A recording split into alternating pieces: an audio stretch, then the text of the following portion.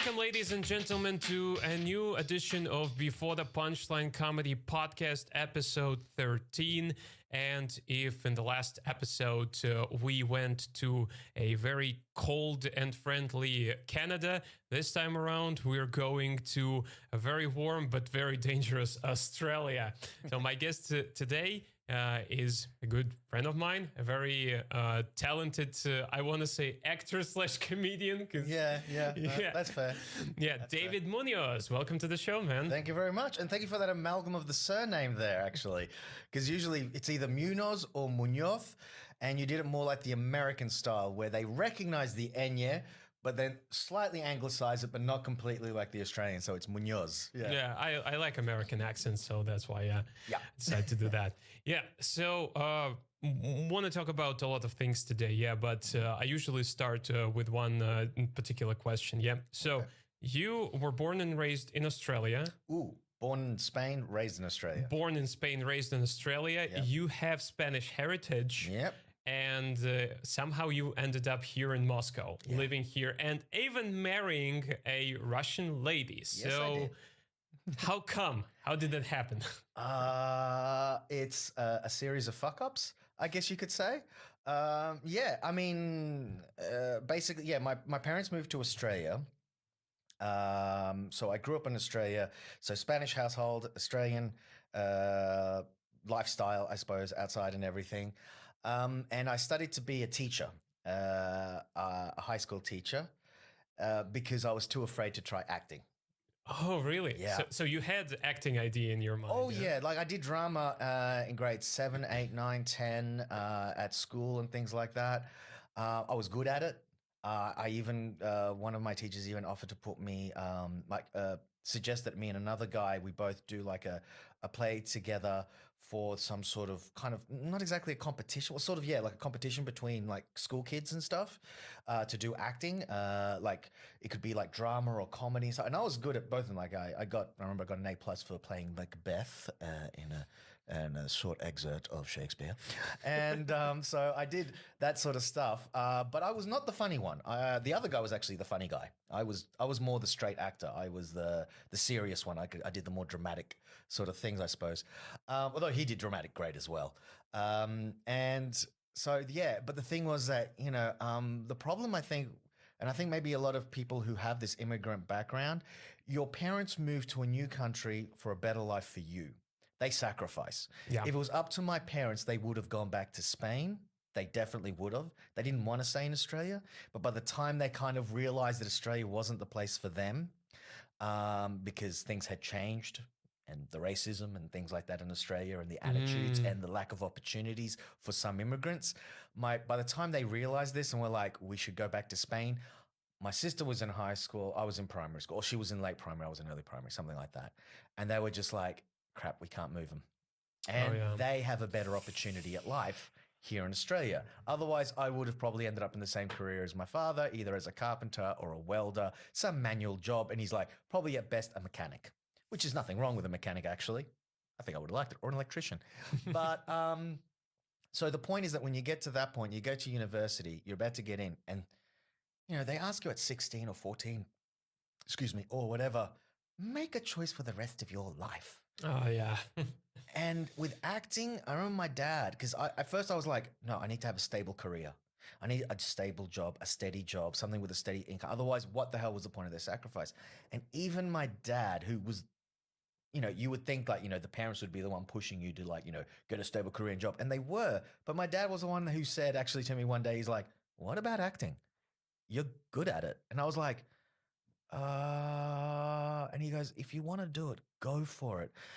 And I thought, yeah, but Dad, and this is my fault. It wasn't him. It was me, myself, putting pressure on myself, going, yeah, but Dad, how many actors do you know? How many, in all the actors in the world, the thousands upon thousands, if not hundreds of thousands of actors around the world, how many make it to multimillionaire status? Who are those who make it to like big names? You're probably talking, what, 2% of the entire acting people in the world, something like that? And then it's like, okay, and how many can actually make a really good career out of it? As in they can buy a house, they can support everything. Probably another 20% that could do that, approximately. True. And then the rest of them, so that's like 22%. So the other 78% have another job, waiter, things like, because their skills don't translate, or they're doing, other promotional sort of stuff. But it's like, it's really, I'm like, I don't want to go into something where I don't know if I can be in that 22%. There's no guarantee. And a lot of it is luck. True, A lot of yeah. it's like for anything, even for comedy, like, it is luck. It's not just skill. You've also got to have the luck, the breaks, the meeting the right person, all that sort of stuff. And I thought the chances of me doing that, and I scared myself out of it. And instead I went to education. Well, actually, no, I went into law.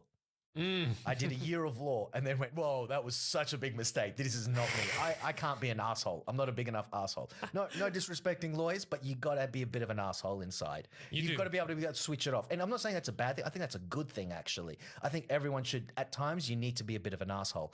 But I just couldn't. At that point in my mental development, my social development, I could not be an asshole. I was just not on purpose, at least. You didn't take a gap year, yeah? No, I didn't. And this is the big mistake, actually. So I'm married. We're planning on having at least a kid. I will definitely really let my child know when they get to that point that a gap year is not a bad thing. I think it's a great idea. If you're not sure, if you're not confident, if you haven't found your passion at this point, or your thing that really sparks you, if you don't have anything that sparks you, take a year off, take 2 years off, take 3 years off. I don't care. Like, find out who the hell you are, because that was my big mistake. I didn't know who I was, and it didn't take me until I was probably 36 before I realized, oh, wow, I really like comedy. This is actually my thing. What do you know? And that's what I mean, because I fucked up, and because of that, it forced me into certain directions where I screwed up majorly my uni. I did university for 13 years. Oh, holy shit, 13 years? Yeah, man. Like, you could get how many? 3 higher educations for that time period. Yeah, I got one degree out of it because I fucked up, because I wasn't doing what I really wanted to do. And I switched degrees. I went from law to education to social sciences, back to education. And at one point I got kicked out of uni because I failed all my subjects. I would generally be passing about 50% of my subjects and have to repeat the other 50%. I was an absolute bloody loser, but not on the outside. People thought I was great. You're a great guy. You're this and that. But deep down, I saw myself as an absolute loser. I couldn't, because I didn't know what I really wanted, and because I'd missed my opportunity. And I did this. I've done this multiple times where I haven't seen the opportunity in front of me, or if I saw it, I ummed and ahed too much, and then I missed the boat. And then later on, I've gone, oh fuck, that was it. That was the moment. So yeah, that's how that. So by the end of it, I finally, after all those years, ended up with my education degree, but I didn't want to be a high school teacher. I was like, no. This is not, no. I cannot fathom being stuck in the education system for years on end, going through the system. My sister's a primary school teacher. She's great at it. She's phenomenal at it, and she loves it. But for me, I was like, oy, like, I don't know if I could. And teenagers and behavior management, 90% of bloody classroom work is controlling them, these hormonal pubescent little animals. Yeah, it's like, when like I had a joke when I explained that once I worked as a kindergarten teacher for a year, and there are several things that they don't actually tell you during the interview. For example, they never tell you that the main thing that you're going to be doing working as a teacher is domesticating wild animals. Yeah, that's exactly what you're doing. Do you know why they don't tell you that?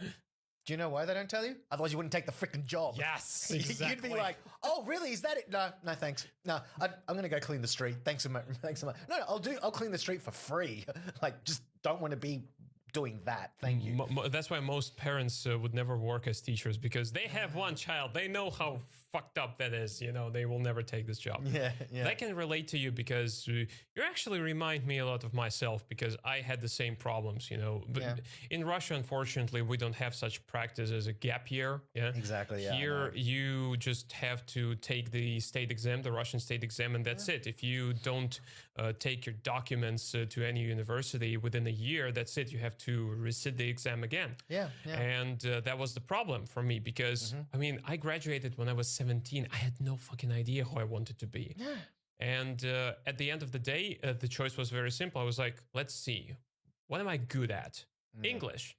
So I went for it. And I also have an education of a teacher. Yeah. Yeah. And just like you, I didn't go and work as teacher at first. 3 years I spent working at different companies, mostly in technical support department. Yeah. I The was minimal amount of human contact you could get. You're like, I've studied to work with humans. Do you want to work in a job with humans? No, fuck the humans. fuck them. Yeah. Yeah, let me look at a screen. Yeah. With But then, data. but then I actually realized that, you know what, I got more humanized. I got Yeah. more sociable within the time. And 3 years ago, I decided to do a 180. I quit the job. I started working as a teacher, and right now I enjoy it. Well, so yeah, that's kind of what happened to me was that like while I was at uni, I was working at a petrol station. So when I finished uni, I was still working there. A couple of times I even got like sort of semi-offered, like, you know, if I'd be interested in being a manager. And the next time it got popped up, like the first time I was at uni, so the guy was like, look, I would offer it to you, but I know you're not really interested because you're doing this degree. And I was like, yeah. But when I finished it, and I obviously wasn't going to go straight to being a teacher because I didn't want to do it, I kind of got offered it again. And this time I was like, well, if you're interested. And I thought, do I want to work for the rest of my life in a petrol station as a manager? I mean, there were some perks, you know, it was good, well paid. Like in Australia, working in that kind of job is actually really good, money-wise. For a non-university job, it's actually pretty damn good money. And you can work your way up. But I just thought, no, I think I've got what I wanted out of it. And out of working at a petrol station, I learned how to interact with people from all different backgrounds. And it really helped me develop like this back and forth, building rapport with people, especially quickly when they just, you know, come up to the counter, you serve them, they leave. And yeah, but I was like, okay. And then later on, I was like, you know what? I actually did enjoy the teaching though. The teaching was good. I don't like the behavior management, but I did like the teaching. That was actually good. And I was good at it. Like my lesson plans were great.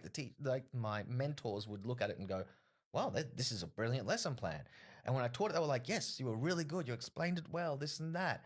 It's just you missed out the kid who was trying to, you know, set the bin on fire. And, you know, I'm like, damn it. So, you know, it's like, that part needs work. Yeah, So, looking for a new school right now. yeah. So, yeah, the Great Fire of London, you know, school scale. We were just doing a reproduction of it. That's all. Yeah, it was part of an.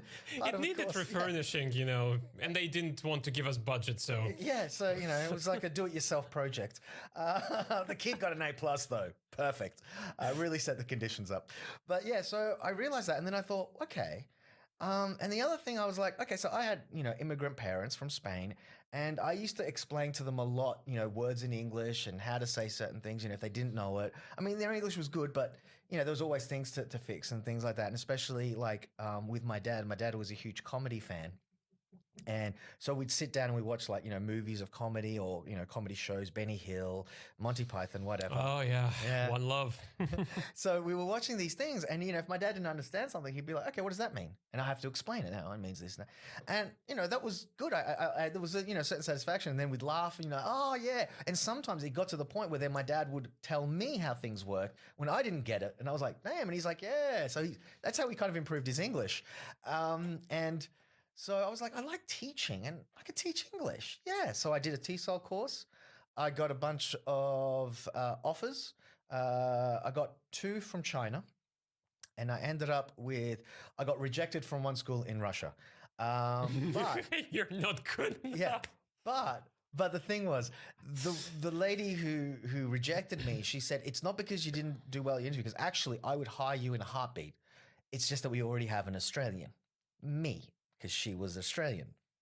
We're looking for people from different accents. I'm just picturing in my head, you know, like she said it in a very bitch-like manner. Yeah. We already got one Australian. Me. yeah. And there's no room for 2. Yeah. It's like, damn it. But anyway, but she was like, but there might be another spot opening up in September. If you're interested, you'd be like first offered, like first at the top of the list. And I was like, okay, well, depending on how things go, yeah, keep me on the list. But then I got the 2 offers from China, and I couldn't wait any more months at this point. I needed money. I needed to do something. So I was actually in process of getting the paperwork for the visa sorted to go to China, when all of a sudden the same Russian school said, okay, one of the guys who we offered, he's pulled out. Okay. You're at the top of the list. I'm like, what about the 2 Australians problem. And she went, we'll deal with it. Your accent's different enough to mine, so fine. And I was like, I'll take it. So I took the job here in Russia because I was more curious about coming to Russia than China at that point. And because for me also, I grew up in Australia. It's a hot climate. I grew up in the tropical part of Australia. So not in the southern parts where it actually gets cold, but in the more northern. I've always grown up pretty much in tropical areas. So for me, snow is exotic. Russia is exotic. It's an exotic land. And also because of the background to do with the Soviet Union, things like that, because of my age, I'm 41, I grew up in the 80s. I grew up with the Cold War. I grew up with this whole USSR versus America and the rest of the world kind of sandwiched in between, pick a side, and what's behind the Iron Curtain. And yeah, the Iron Curtain's gone, but there's still a bit of mystique to Russia because a lot of people are just ignorant. And Russia doesn't really advertise itself that much, other than we are strong and powerful. We're strong and powerful, and Putin. That's it. Those are the only two things. Exactly. And bears and vodka. Yeah, and bears and vodka, which is also a stereotype. Exactly. Very stupid stereotype. We all have stereotypes. I got kangaroos, koalas, sharks, crocodiles, dangerous animals. That's the stereotype, as you introed me with. Yeah. That is the stereotype. This is actually one of the questions I wanted to talk to you about. Yeah, whether you can confirm or debunk this stereotype, because in the eyes of most of Russian people, who are not into geography and stuff like that, Australia is next to New Zealand and south of Indonesia, Southeast Asia, just so you know. And in nature as well, so the wilderness in particular, most of us have these stereotypical view that Australia is just full of dangerous animals, and that all those meme pictures with a snake in your toilet or a gigantic spider in your shower or something like this. How much of the truth is there behind it? It's true and it's false. So picture it like this. So the bears here in Russia, right? Now, in Moscow, would you be shocked to see a bear walking down the street? Yeah. Yeah, of course, right? Now, if you lived in a town, I don't know, like Irkutsk or Ulan-Ude, somewhere in Siberia, would you be shocked to see a bear in the middle of the city? No. Not a shock, but you would still be surprised. Yeah, you'd still be like, what the fuck? It would be a surprise, yeah. But it's technically possible, right? Yeah. But it's not common. It doesn't happen every day. You would still be like, oh my God, you would take photos of it and you would post it like, oh my God, there was a bear and thing. Now, if you lived in a tiny village in Kamchatka and a bear walked through the middle, less so, right? You'd be less surprised. You'd offer him tea? Probably, yeah, exactly. So that's kind of Australia's the same in that regard. When people talk about like the dangerous animals and things, well, it depends on where you are. If you're in the middle of Sydney, no, you're not going to see a freaking dangerous animal not at all. Because you're in the middle of a city center. It's a city. It's like any place in the world. But if you live in a small town somewhere, then you might get, for example, a kangaroo's easily walking through the middle of the street. There are photos of towns where kangaroos casually hang out in the middle of the road. Why? Because you're in a small town in the middle of nowhere surrounded by wilderness. It happens. Now, if you're in a place, for example, like Townsville in Australia, where I went to university, 250,000 people, it's a big town. That's sort of like the Irkutsk bear in the middle sort of thing. You're not shocked, but you're still surprised. If you saw a kangaroo, it's not common. You'd be like, whoa, there's a kangaroo in the middle of the street. Poor guy must have gotten lost. Let's try to herd him out. So you might get a group of the people on the street kind of trying to go boy, go. No, that direction. Do not jump into my backyard. Get off the trampoline, you son of a, damn it. Bad kangaroo. Yeah, son of a. Exactly. So you get that. So, for example, when we had a cyclone in Townsville, one of the big news things was, there was major floods all the time. Because of the floods, rising water levels, the dams were easy to pass, things like that. There was a picture of a crocodile in someone's driveway. Oh, my God. Holy shit. And so, of course, that went international. People were like, my God, look at Australia. Crocodiles just sitting in people's driveways. I guarantee the people in that house were shitting themselves and going, what the hell do we do? What the hell do we do? They don't know what to do with a crocodile. They're calling emergency services going, there is a crocodile in my freaking driveway. What do I do? Don't feed it. That would have been the advice. We'll come there shortly. Yeah, I think it's the same as with, this will be a very distant analogy, yeah, but it's like with the road police in Russia, for example, like people, there's like all those stories that you get stopped once you get behind the wheel, you get stopped all the time. Yeah. I've been driving for like 5 years now, 6 years even. I got stopped only twice. Yeah, for exactly. 6 years. It doesn't happen, rarely happens. Yeah. It's the same thing, I guess. Yeah. I would say the thing that we actually get more common of, so this is where I'm kind of like the yes, no. So no with those big animals and things like that, you're rarely going to see them. I mean, the only crocodile I've seen in Australia while I lived there, I saw in a shopping center.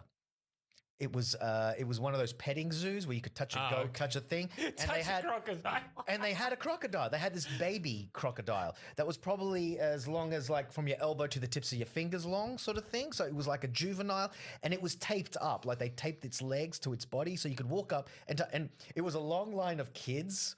Like, 5-year-olds, 6-year-olds, mothers come with their kids who are lined up. And then I got in line and I was like, 24 or 25. And I got in line and the mothers are looking at me. I'm like, oh, come on. When was the last time you touched a crocodile? I've never touched a crocodile in my life. And the mothers were laughing their ass off. And then a couple of them just went, no, he's got a point. Yeah, okay, let's go touch a crocodile. So all of a sudden the mothers joined the line next to their kids going, I want to touch it too. Yeah.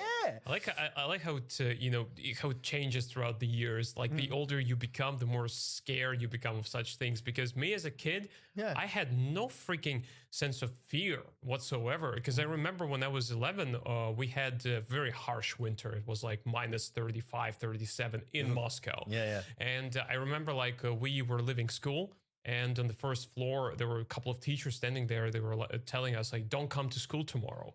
We're closing down until the temperature gets a little bit higher. We're like, yeah, sure. 30 minutes later, we're all in the street, like making a snowman, like throwing snowballs at each other. So we didn't have any sense of fear. Right now, I don't want to get outside, even if it's minus 10. I mean, like, yeah, it's like my fingers, my toes. Yeah, I'm old as hell. I'm 28. Yeah.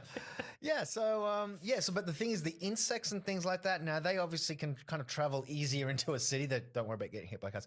So, so for example, you might see more dangerous spiders and things like that. You can still see them in the suburbs. Now, the other correction, because being an English teacher, I am aware that Russians think the suburbs are outside the city. That it's the outskirts. It's inside the city.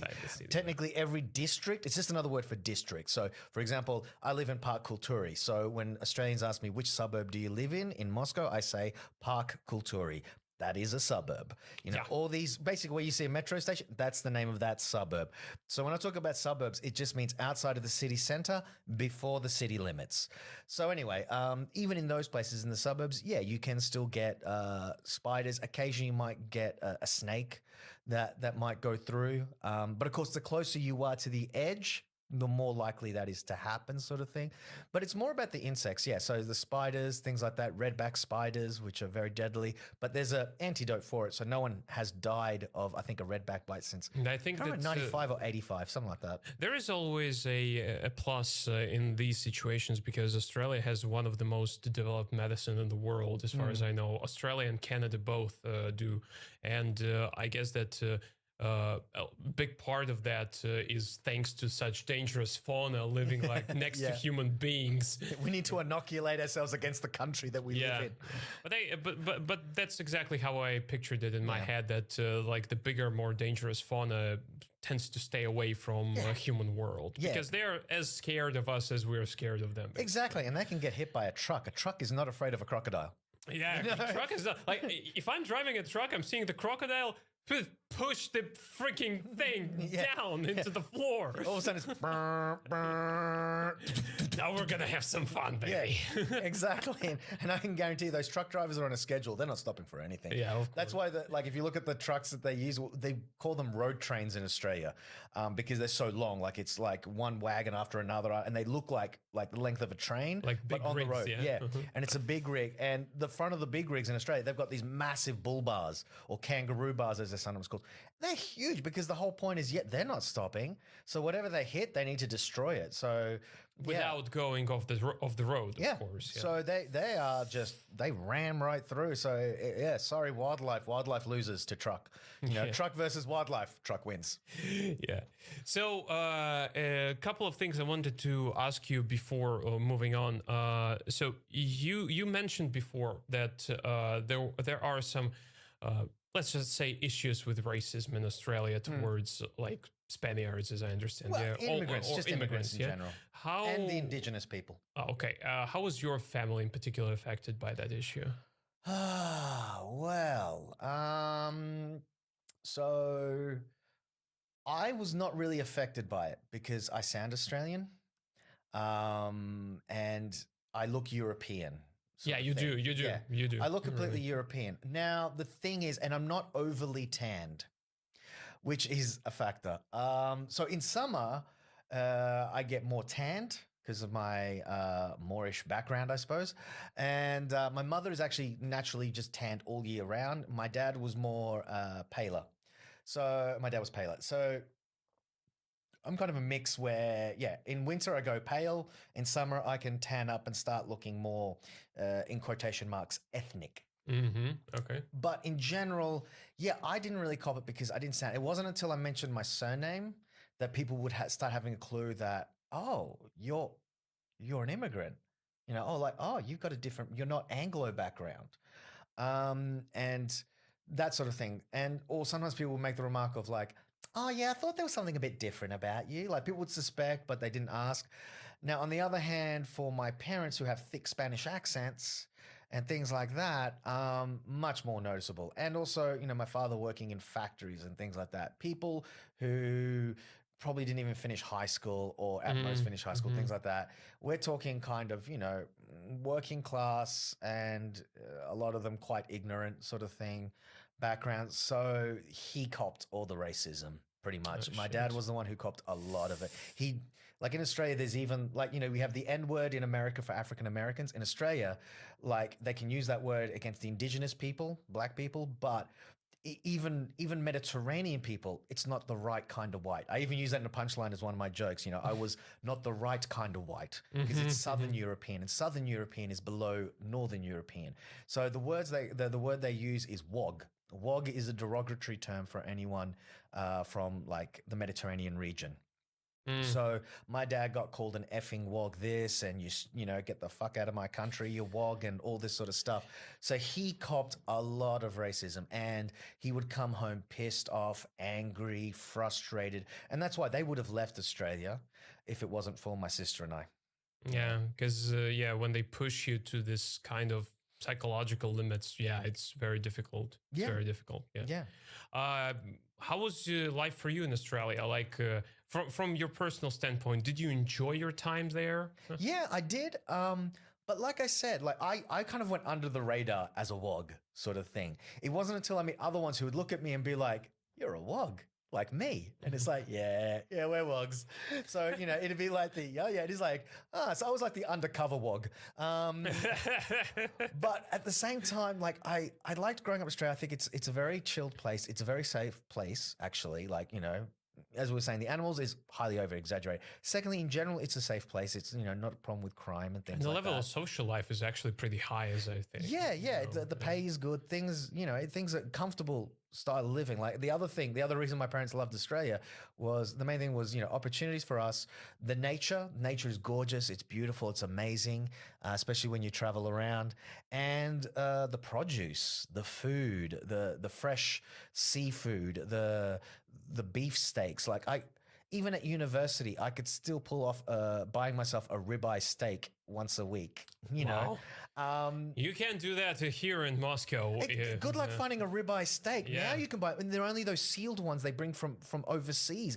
And my thing is, you have cows, you have beef. Why can't you cut a proper ribeye steak? It's the same reason, the same question to why do we have imported tomatoes when we have south of Russia, places like Sochi, Krasnodar, and you can grow it there. But But my thing is, why the cut of beef? Can't you cut a ribeye? It's from a cow. It's like your cow is no any different to a cow from anyone else. But there is, I think, a technology to growing like a very healthy cow. Like the most expensive type of steak you can buy, type of beef you can buy is Wagyu beef. The Japanese, and if you actually research, if you Google the system that they have of growing those cows, oh my god!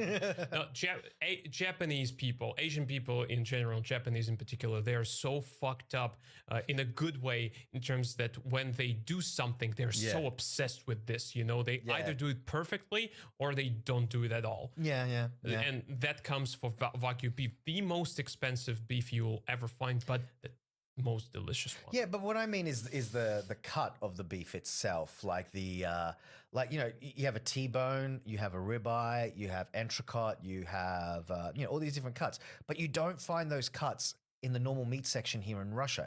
It's just this goulash meat, which is just chopped up things, and it's like, well, you know, it's just cutting a certain part of meat in a certain way off the cow.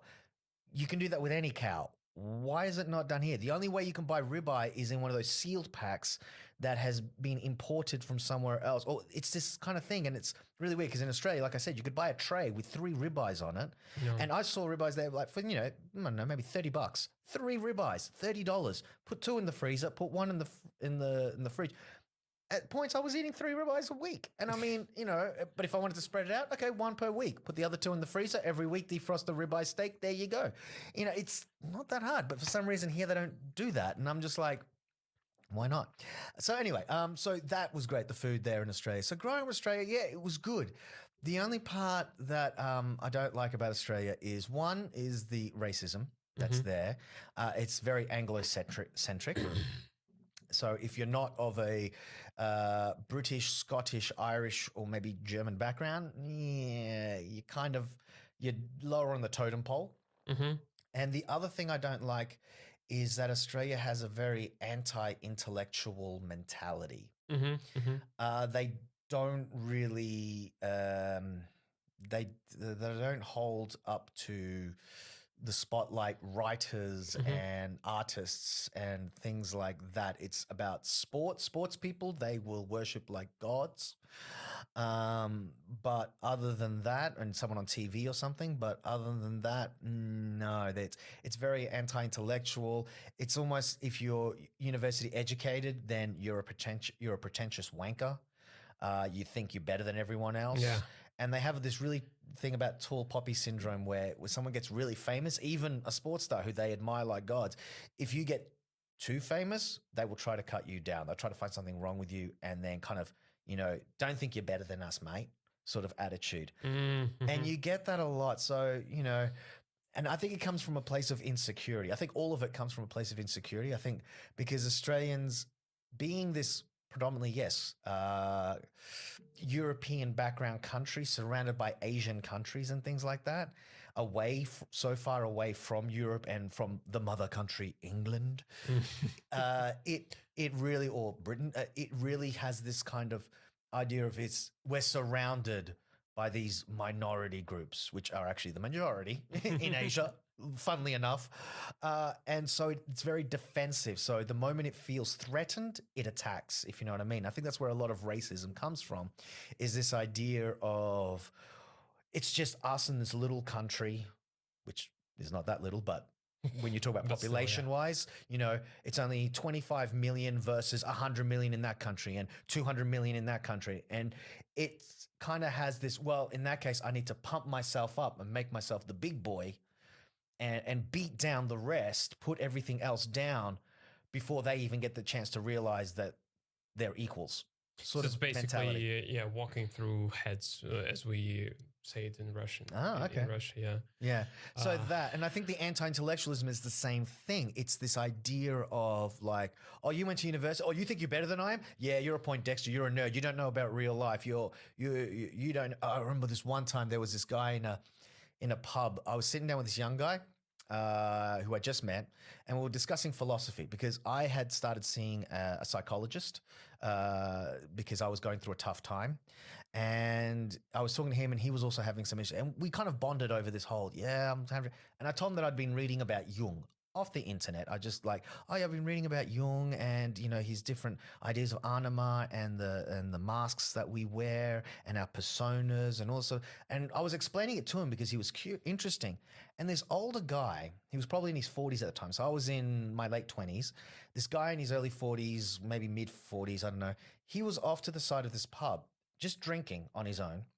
And all of a sudden he just chimes in. He goes, oh, yeah. You think you're so smart. You think you know fucking everything, don't you? And it was like, what? Like, who the hell are you? And the guy goes, oh, yeah, you fucking got your book smarts, but you don't know about life, mate. I've been a cleaner for 15 years. Oh, man. And it was like, okay. I think every country has some kind of this. Yeah, but there's a lot of them in Australia. And that's kind of the mentality. It's like, well, I've been a cleaner for 15 years. And so what? Well, that doesn't make you any better, and the fact that I go to university doesn't make me any better. And you know what? I got this from frickin' Wikipedia. You can look this shit up. Why don't you? You know how we call such people here in Moscow, at least, yeah? Like a little stereotype, yeah, that every single yard has a local drunk. With all these crazy stories, who hates on the youngsters all the time, and so on and so forth. But yeah, I've also actually experienced something like this. I even experience it today. Yeah, a simple example. I went to the drugstore recently because I needed to get some medicine for my baby, and the woman there, the shop assistant, she was just standing there. And I was like, hey, do you have this medicine? It was some sort of French medicine. And I give her the name and she goes like, what? I don't understand that. I'm like, okay, maybe you have this one, the next one. I was like, look, young man, why do you need like this imported shit, which you cannot even pronounce? Why don't you buy some Russian stuff?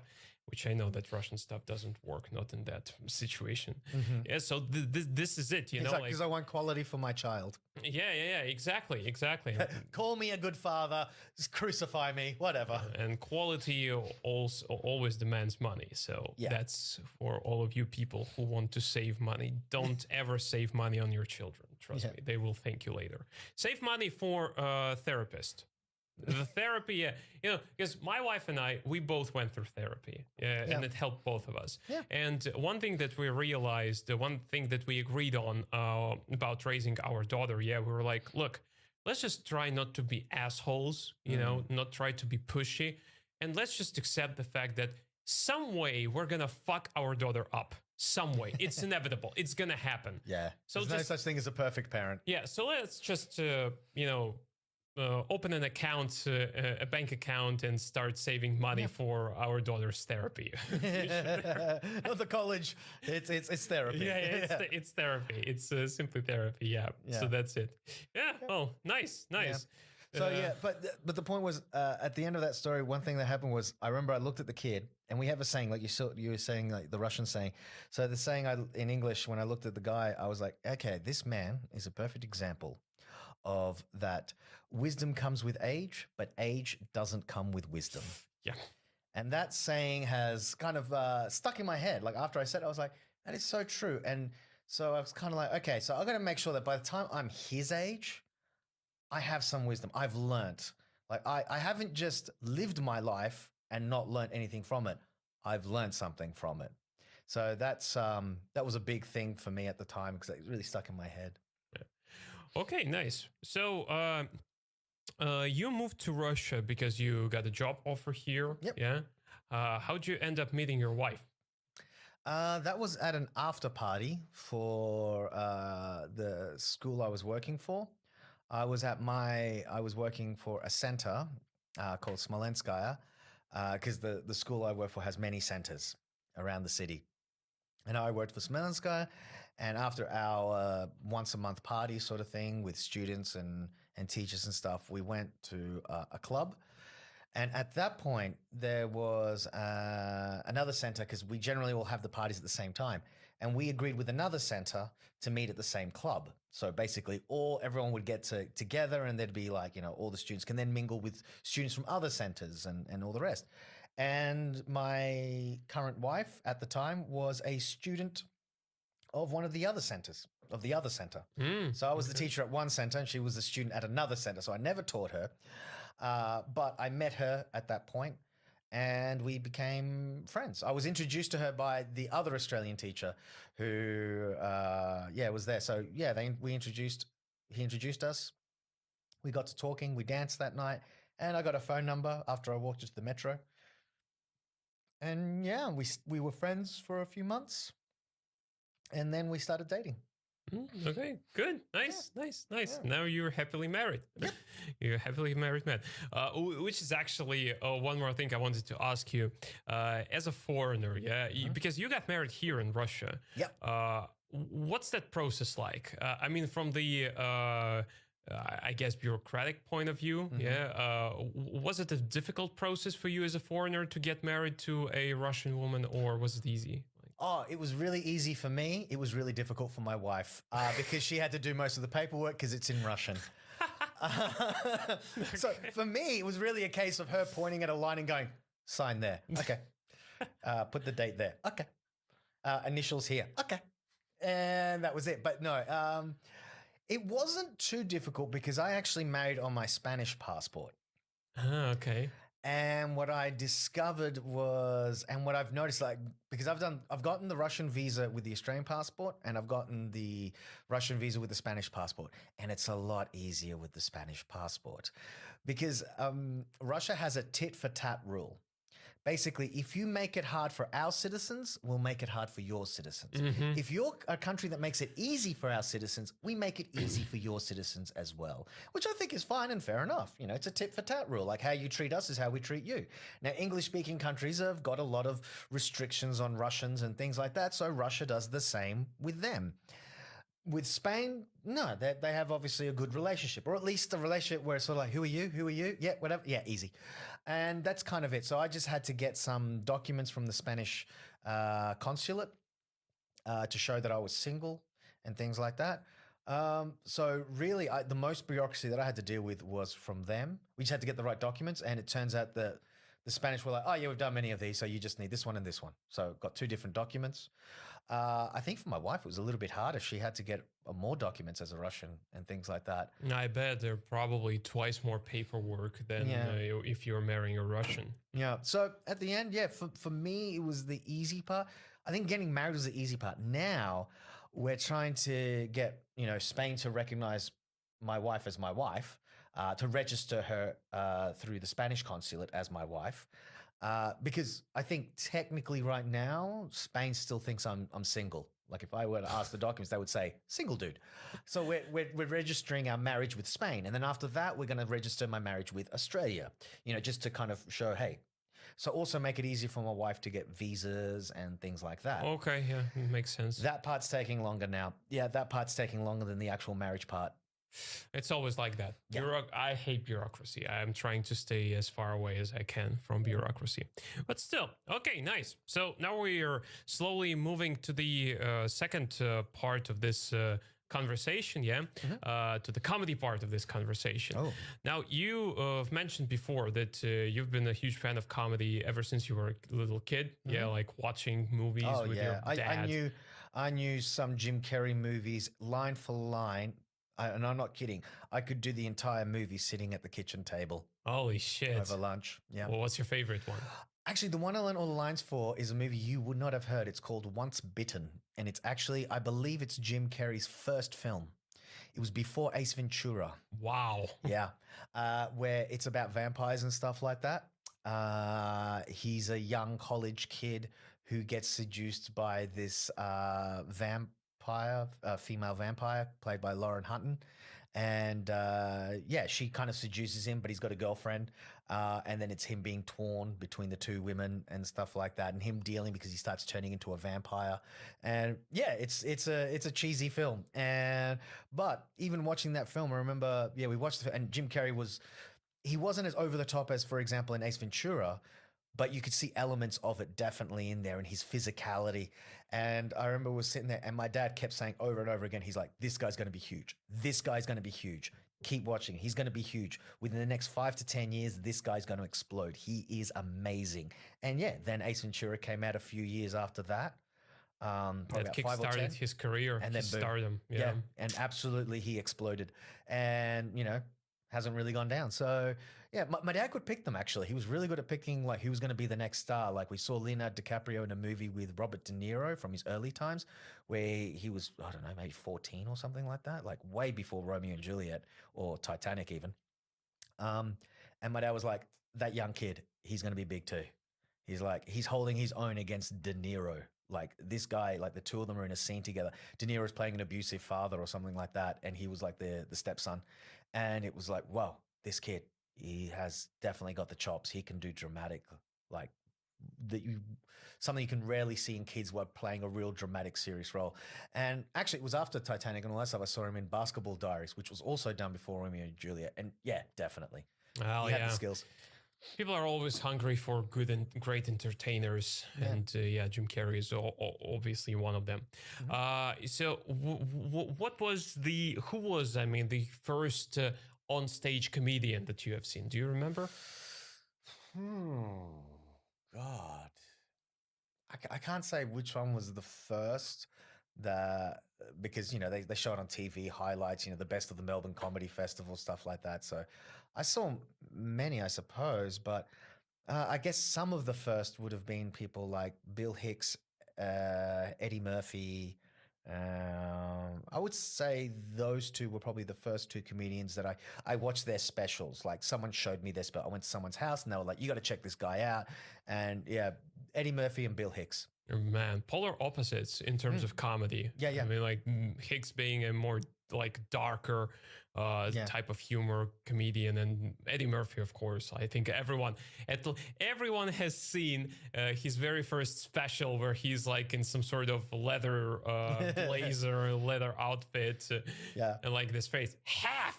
like he went I remember this very vividly when he was like half. Yeah. I want half, Eddie. I want half. Yeah. Just brilliant. So, and have you ever thought because like you mentioned, and I think before that you got into stand-up yourself when you were 36, so that being 5 years ago. Was there any particular moment before that time that you had thought of trying to do stand-up or something like that? Yeah, I already done it earlier. I did, my first gig I ever did was in 2010. Okay. Yeah. Where? Yeah, in Australia. Okay. Yeah, my first gig was in Australia. Okay, so when I screwed up and didn't go to uni to be an actor, but instead to do other stuff, trying to find my way, I still had those dreams of, one day either being like a musician, an actor, or stand-up comedian sort of stuff, or something on stage, or whatever. I still had I daydreamed a lot. I'm a big daydreamer. And so I still daydreamed a lot about, one day being discovered, that sort of bullshit, which is absolute and utter bullshit. That's one thing. If anyone listens and they're just like, but one day I'll be discovered. No, you won't. No, you won't. No. Even those stories where you hear of people being discovered, if you actually research them, they're bullshit stories. They're a nice little story that the PR people put out, but in reality, that's not what happened. Yeah. They're misconstrued completely. It's down to people chasing after it. You got to chase. So what happened was, I was, how earlier you were saying that as a kid you were fearless, you ran around, did whatever, and now you're more afraid. I'm actually the opposite. As a kid, I was timid. I was afraid. I was the boy hiding behind his mother's legs, and she's trying to push him to play with the other kids. I was that kid. I was the shy, timid kid. The one thing I did have was that I was never shy talking in front of people. Like if you put me in front of the classroom to give a presentation, I was fine. I didn't get afraid. That was the one place I don't know. I never got stage fright really. Probably because I figured that you have no option. You have to listen to me. While in a social setting, people can ignore you and turn their back on you. But when you're in front of the classroom, the teacher's there going, if you don't pay attention, you get detention. Then, it's like, suckers, you have to listen to me now. So in a way, Sounds just like our president. yeah. So, and it wasn't like the older that I got, the more I started kind of pushing myself to try things that I might not be comfortable with. Because it was like tick it off a bucket list sort of thing. I can't, you don't want to live with regrets. Probably I started getting into this mentality. Over time, I slowly developed kind of being more comfortable telling stories. All of a sudden, finding yourself in a situation where you tell a good story at a party and you realize that everyone's listening to you and you're like, what? What? And they're laughing and you're like, oh, okay. And then they're happening more and more frequently. And then you're like, well, okay, I'm good at telling stories. Interesting. Oh, so that's how I can meet a girl, that sort of thing. Or, that's how I can get these guys to invite me to the next party. It's like, oh, Dave's the fun guy or something like that. So I started becoming slowly more comfortable in my skin. And then one day, what happened was I was at a dinner party that a friend had invited me to. Franz, my friend Franz, he's half Swedish, half Finnish, grew up in Spain and was now studying in Australia. He should be a comedian. Oh, yeah. With this background, a perfect recipe. Yeah, amazing guy. And I'm still in contact with him, actually. Excuse me, I got a bit of a hiccups there going. So I'm still in contact with him. We still chat. But anyway, he invited me to his place for dinner, and it was him and his girlfriend, and it was his housemate, this girl who was dating this other guy called James. And so there was 4 of them and me. So it was 2 couples and me. And I was like the fifth wheel sort of thing, but not in a bad way. Like I didn't feel out of it. But at one point, of course, I met Carla, like his housemate, a couple of times. And at the time he was dating, I believe, Sylvia, and I knew her. And I'm still in contact with her as well, Brazilian girl. So I knew all, but I didn't know James at all. James, that was the first time I was meeting him. And he was a circus performer, or is still. I understand he's still performing. I have him on Facebook. He still performs. He still even teaches circus performing, juggling, acrobatics, stuff like that. And so he was asking me a bunch of questions, and I was telling stories. And I was telling him in a very entertaining, funny way. I had everyone in stitches. With the stories. And everyone was telling, James told his story. He had a great story. Oh, there's one story I would love to turn into a comedy bit. It was absolutely amazing story about the time he almost got his ass kicked by a bunch of bikers in the middle of, next to Alice Springs in the center of Australia, like in a desert pub, a pub in the middle of nowhere. He almost got his ass kicked by a bunch of bikers, and he managed to get himself out of that situation. And it was just absolutely brilliant story. But anyway, so he told his great story. I told my stories. Then he told a story. I told a story. Anyway, by the end, we're all laughing our asses off, and we were drinking alcohol and stuff. And then, dinner finished. I went home. Cool. And then I think at the end of that week, I get an email from James. And he's like, dude, had so much fun hanging out with you. And your stories, the way you tell a story is just so impressive. He's like, I don't know if you remember, we were drinking quite a bit, but I also organized the magazine launch for this magazine called Mayhem, which is in Townsville, which is sort of like this alternative arts magazine sort of thing. And they have like weird advertising. Like, for example, the magazine that I got, it had advertising for dildo cozies. Jesus Christ, what the hell is that? It's those knitwears that you put over a teapot to keep it warm? It's that, but for a dildo. Holy shit. And it was professionally photographed and everything. Like, buy yourself cozies for your dildo. I'm like, what the hell is this? Oh my god! Although I'm not actually surprised, because I came to realize by 28, that whatever kind of fucked up weird product you might come up with in your mind, this product is probably somewhere on AliExpress. Oh, yeah. It's probably sold somewhere on AliExpress. Yeah, somewhere. It's definitely, just absolutely. Just like, dial it on the keyboard and that's it. Yeah. So anyway, he sent me the email basically saying he does this magazine launch, because every issue that they release, because it's a once a month issue, they do like an event, like a night event with a host, with different performers, and with cheese platters, wine, and blah blah blah. And he goes, "Would you like to do stand up there?" And I was like, "What?" I'm looking at the computer screen like, but I wrote, "Okay." Because it was like, tick it off your list. Don't be afraid. Like, when are you going to have this opportunity again? Take it. Just do it. Say yes. So I said yes. I said, all right. And then I said, okay, so when is it? And he's like, it's in 2 weeks.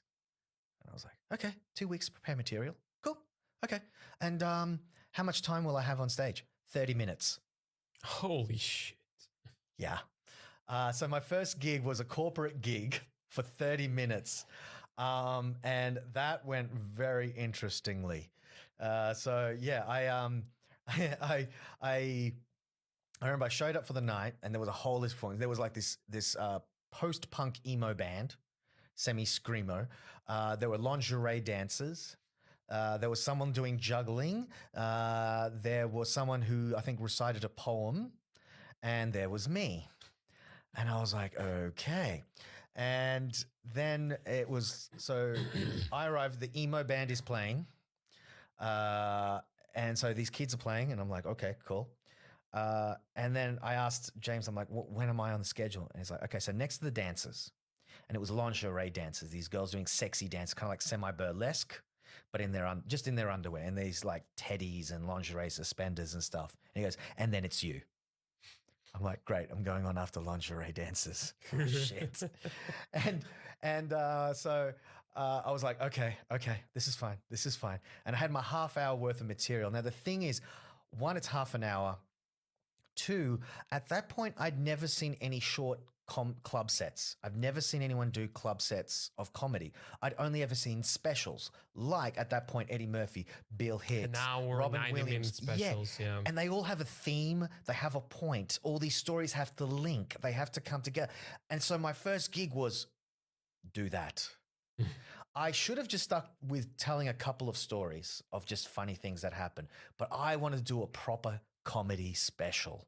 I wanted to do something that Eddie Murphy, Bill Hicks, Robin Williams, Eddie Izzard or someone could look at, wipe their tear and go, that's my boy, So I had this whole thing about taking responsibility for one's actions, being responsible for one's actions, and things like that. Half an hour. And just before I was getting on stage, I thought, no, I need a glass of wine. And I was wearing this blazer that I still have to this day. I sometimes still wear it to perform. It's now this tattered old blazer, but I love it because of that. But I performed my first gig in it, and I had a white shirt underneath, the usual jeans, black blazer with a white t-shirt, and sneakers. I love that look. Yeah, so even at this point, Seinfeld has now also got a tear in his eye going, that's my boy. So I ran downstairs to the bar and I was like, give me a wine. And they're like, okay, what kind of wine you want? I went, red wine. And the woman's like, okay. And she's like, you look nervous, honey. Are you okay? I'm like, I'm performing next. And she was like, oh, what are you doing? And I said, stand up. She went, glug, glug, glug, glug, glug. And she filled it to the absolute brim. Like, you need this. I was like, yes, I do. I turn around, I take a step, and I didn't realize there was a step down. The glass jumped. The wine jumped out of the glass and went down the front of my white shirt. I have got 10 minutes until my set, and I've got this big red wine stain at the front. I turn around at the woman with this look of like, no. She's like, oh, quickly, honey, go to the bathroom, clean it up. And I'm like, okay. So I put the wine in front of her. Half of the wine is gone now because it's all down the front of my shirt, even hitting my jeans. So I'm quickly running to clean it. I go into the bath, I start cleaning it. It's not coming out. It's red wine, for Christ's sakes, on a white t-shirt. So I have one other option. I put red wine on the whole shirt. I spread the red wine until it covers everything, at least the whole front. And that's what I do. I soak the whole shirt. I fill it red. So now I've got a pink shirt. But it's soaking wet. So I've got this pink shirt. And I'm like, shit. Now what do I do? So now I'm there topless, holding my pink shirt, my red pink shirt under the heat of the hand dryer. And I'm just trying to get it as moist-less as possible. So I can wear it. And I'm also got my chest underneath it, like trying to dry myself up because I'm wet from the red wine. And I'm like drying out my shirt as much as possible. It's now where it's sort of like semi-moist. I put on my shirt. I put on the blazer. I come out. The woman's looking at it. She's like, pink shirt.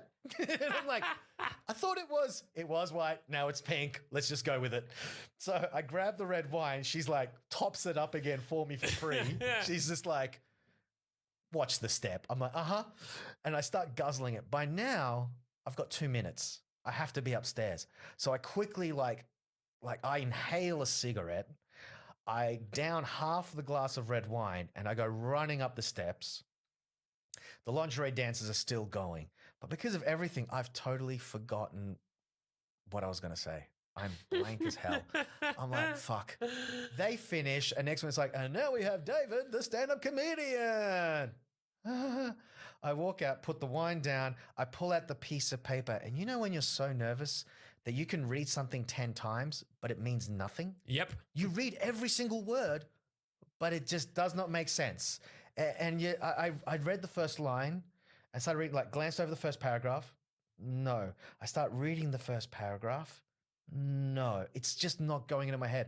I look up at the crowd. They're all staring at me. I'm like, well, after those lingerie dances, I can't seem to remember my bit. And they're all looking at me. I'm like, And I ripped up my script. Just completely ripped it up, threw it over my head. I said, fuck it, let's just do this. And they went, yeah! And I did it. I still followed the script, but I mean, I was at that point, I was just like, let's just fuck it. And I went doing it, but it was a weird gig because on my right was like, the audience was split in two. My friends were on my left, sitting on the floor. They decided to cop a squat, like squat down, cross-legged on the floor. And there were people standing around with cheese and wine and shit. On my right, I remember the lead singer from the emo band was there. Now, this guy was like bulky, but with the emo hair that covers one eye. So like the Hitler hairdo, but really muscular arms, big barrel chest. I think he was like Samoan or Maori background or something. Like he was this islander sort of like big, sort of like Dwayne "The Rock" Johnson upper body sort of thing, like real muscular. But he had little toothpick legs in skinny jeans. It was the weirdest look. But he had his arms crossed, scowling, like with that emo look, like, oh, you're so unimpressive. Whatever, dude. Like, yeah, yeah, whatever. So he had that look. And on my left, there was this cute little redheaded girl who laughed at every single one of my punchlines. Like where I expected to laugh, what I wanted to laugh, she laughed. She got it. Every little bit. She was pissing out. At one point, I saw tears coming out of her eyes. So on my right was, yeah, whatever, yeah. And on my left was, oh my God, you're so hilarious. And so when I was performing, you're supposed to look at the whole crowd. When I looked left, I was like, I am the hottest king shit. I have found my calling. Look to the right. I am a failure. I am a fake. I am a fraud. I am a loser. It was so hard to perform. I had my angel and I had my devil. It's just they weren't on my shoulder. They were in the fucking crowd. It was that was my first gig, and I was like, oh my God. I didn't know how to take it. It was this mix. It was like highs and lows, everything in one moment. If I looked left, I was happy. If I looked right, I was shit. You remind me of one of my first gigs in Russian, only because I have been doing stand-up for like almost 5 years, mostly English, trying to do stand-up in Russian now. Ooh. And the second time I did stand-up in Russian was about a year ago. So after the first time that I did it, the girl, one of the management, she was a part of the management of the group who organized like shows in a couple of venues. And she texted me and she was like, hey, our sound guy is organizing his own stand-up gig. And he's looking for 4 comedians, like 15 minutes each. Do you want it? And for me at the time, I mean, the competition in Russian stand-up is immense. Like people are literally ready to kill for 3 minutes on stage. Yeah. And she was offering me 15. I was like, fuck it, of course, give it to me. Yeah. So I went to the other end of Moscow. Yep. And was Harats. I think it was Harats bar. Yeah. But like somewhere on the Domodedovo or something like this. So, yeah. And I get there, it's on the 2nd floor, and the first scene, one of the first scenes that I see there is like I walk into the restroom for men's restroom, and there is a girl, she's standing over the sink and she's puking into the sink. And I was like, okay, that's a great start. So I walk in Good there. club, good club. Yeah, It's like- good club. Right, so that's the level where I should pitch my jokes. Got it. So I walk inside, and then I find out something that they forgot to mention, quote unquote. So it actually was not a tailor-made stand-up show, yeah? It was a party, a night of cover metal bands. There were about 10 bands in attendance who performed like 2 or 3 songs, 2 or 3 cover songs. And in between them, there was 1 hour which went to us, to 4 comedians. Yeah, you're the filler. Yeah, and While the band is shagging one of the groupies. exactly. You're in front of the stage. Here's the kicker. Nobody informed the audience up until the beginning of the show that there would be stand-up in the intermission. Yeah. And so now we have, there were about 100 people in there. Yeah. Let's say that 25 of them actually cared. Yeah. So basically you're saying it's like performing at Jim and Jack's. Yeah, basically like that, yeah. But the venue is like 4 times bigger. Yeah. And we had our own small stage, improvised stage, right next to the entrance. It was like to the right of the entrance. So it was like about 5 meters from me, from the stage. And so we had like a little half circle, 2-layer half circle of people who were standing there listening. Nobody else gave a shit, though they were screaming and like, I believe I heard someone having sex like in the far corner of the bar. And when we got there, to the left of us, as I mentioned, there was an entrance to the bar. And at that entrance, there was like a table soccer. So they were playing there. I think I know that venue. Yeah, right. Yeah. So they were playing there, yelling out, screaming, and we're standing there and we have to perform. I am just sweating like a prostitute in a church there. Yeah.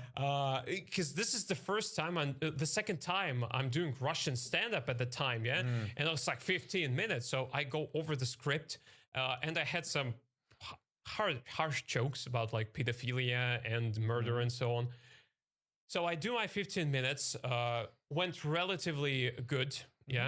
I go to the bar. I'm like, I need a drink after all this. Yeah. So I get to the bar and there is the blonde girl standing there. She looks at me. She goes, "Was it you just now who performed?" And I was like, "Yeah, it was me." And she looks at me with a straight face and she goes like, "Oh my God, that was so awful. You were so terrible. If I were you, I'd never do it again." And she leaves. Charming girl. Was she the one puking as well? Is this the same bitch? Probably, yeah. The only thing that I was actually shocked after that, after what she said. And the only thing that came out of my mouth was, I was like, "I can host your wedding." That's not bad. That's not a bad comeback. Yeah. But that's not even the funniest thing. The funniest thing came afterwards. So I grab a beer. I come to the other comedians who are like pacing in the corner. And I tell them about this situation. I'm like, "Hey guys, can you imagine this girl?" And one of them looks at me and goes, "Wait a minute. Is that the blonde girl with short haircut?" I'm like, "Yeah." He starts laughing. I'm like, "What's wrong?" And he goes, "So she was recording your entire set, and after every punchline, she was doing this. Not funny." Wait, was she like trying to convince her, like, "Ha, shut up, you stupid bitch. He's not funny, but he's kind of cute. No, he's not funny, but we're recording him. Stop recording him." Like, what was she? Split personality or something? Exactly, something like this. That's weird. Okay, yeah, some people are weird like that. Like, yeah. But the atmosphere at that show was, I can't even call it a show, intermission, I would say. The atmosphere there was, of course, like, but I liked it because that was like into the fire, Well, sometimes you have to do that. It was like, well, we mentioned, like, I made the quip before that, so it's like Jim and Jack's. Well, that's what Jim and Jack's was, probably still is. Yeah. But like, so when you asked, like, when did I start? Well, the first gig was in Australia, but then I didn't do any more stand-up. At all. Actually, I missed a brilliant opportunity. About a year after my gig, I was at a pub. Hang on. Fanny O'Dwyer's? No, Molly Malone's. Yeah, Molly Malone's was the name of it, which is completely irrelevant to anyone who's listening because they're like, "Yeah, great. So whatever." Maybe someone in Australia would listen. Someone in Townsville. I mean, one town. You might go, "Oh, Molly Malone's. I know it." Yeah. So anyway, I was there chatting to this guy, some random guy, you meet at a bar, you start chatting. And turns out that he works for the casino in that town, right? There's actually a big casino oddly enough, in this place, Treasury Casino. And I started mentioning this one time I did stand up, whatever, because he said something like, "Oh man, you're really funny. You tell funny stories." And I was like, "Yeah. Well, he's like, "Have you ever done stand up?" I said, "Actually, I've done it once." And I explained to him the same story I told you. He was laughing. He's like, "That's a great story." And he's like, "Yeah." He goes, "Do you want to do it at the casino?" And I was like, "Wait, what?" And he's like, "Yeah, I organize the events at casinos. Would you like to have a spot, and maybe even a regular spot?" And he gives me his business card. And I'm like, my God, can you imagine? First gig, corporate gig. Second gig, you're already doing casinos. Basically, you've already skipped the whole career and gone straight to Vegas. Basically, 85% of the working comedians now hate you. Yeah. So that's the thing. I know, but they're about to love me and they're about to laugh at me. Yep. Because I and I'm nervous as hell because I did one show. And like I said, I don't even know how the hell technically I can classify it as a success or a failure because I had emo jerk and I had, hyperactive redhead, gorgeous girl. She's my favorite. Yeah. But, it was like, I didn't know how to classify. I went well. It didn't, And of course, I could get better. I could get a regular spot where I could practice. But God, am I ready to do a casino? That's like jumping. That's passing the fire. That's jumping straight into the elevator to the penthouse suite and then being told, by the way, you got to look the part. Oh, fuck. So all of a sudden I'm umming and ahhing. I'm freaking out. And I think it takes me like 2 months or something like that. Or maybe 3, 2 to 3 months later, I put the card on my desk and I'm like 2, 3 months later, I'm like, I'm going to do it. Fuck it. Yes. It took me that long to build up my courage, to swallow any doubts, fears, whatever I had. So I was like, I'm going to freaking do it. I'm going to call him. I hope the offer is still available. And I hope the guy still remembers who I am because I didn't strike while the iron was hot. So I'm like, all right, where's the business card? Yeah, I lost it. I couldn't find it. I ripped apart my room for 2 days. I could not find that business card. So opportunity lost. So when I came to Moscow after my first year here, one day on Facebook, I'd given up on the whole comedy thing. I just thought, no, opportunity. And when I decided to move to Russia, one of the things I did think about was there is no way I'm going to be able to do stand-up ever again because I'm not in Australia. In Australia, I would have some chance. Even though the scene in Australia is actually small and difficult to work, I would still have some opportunity if I moved to Brisbane or Sydney or Melbourne or Adelaide or Perth or something like that. At this point, moving to Russia, where obviously the level of English is not that high, there are no things, I thought, I'm pretty much closing that door.